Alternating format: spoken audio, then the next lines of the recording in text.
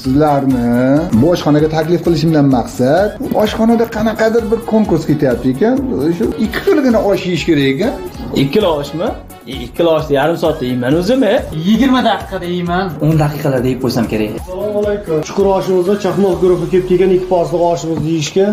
Aka, bu 2 porsiya oshimizni yeb bersangiz, yarim soatda 600 ming so'm pul beramiz. Agar mabodo 10 minutda yesangiz $200 pul beriladi. Qani, marhamat. Yo'q, men yeya olmayman. Esimdan chiqdi, meni yezmanmi bor qornimda oshqozonimda. Alibek, Men o'ynamayman. sanardim bormidim sendan. Men jon deb yardim-u, lekin hozirgina uydan ovqatlanib chiqdim. Guruhni shani uchun ham o'zim yeyman. Oling oshni bu yoqqa.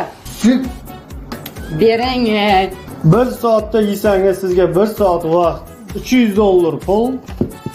Agar yarim soatda yesangiz yana $200 pul bo'ladi sizga. jamoamiz uchun men mana shu qo'limdagi bor pulimni tashlayman. Jamoa nomidan Sardori $10,000 bir pachka tayiladi. Opa, sizga vaqt ketdi. Siz 1 soatda yeb bersangiz $500 ham jamoangiz nomidan $10,000 sizga pul berilyapti. Vaqt boshlandi.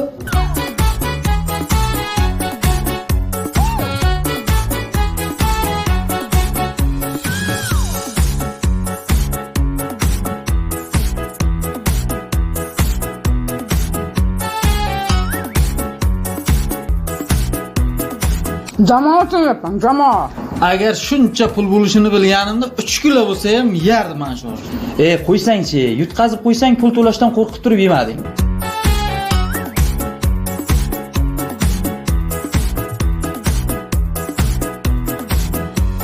Opamiz oshni yeb qo'yibdi, opa. 44 minutda yeb qo'yibdi ekan. Sizga mana $10,300 pul. Qani $200? Bo'ldi, sizga pasta berib beraman. Ketdik. Biz yetdik.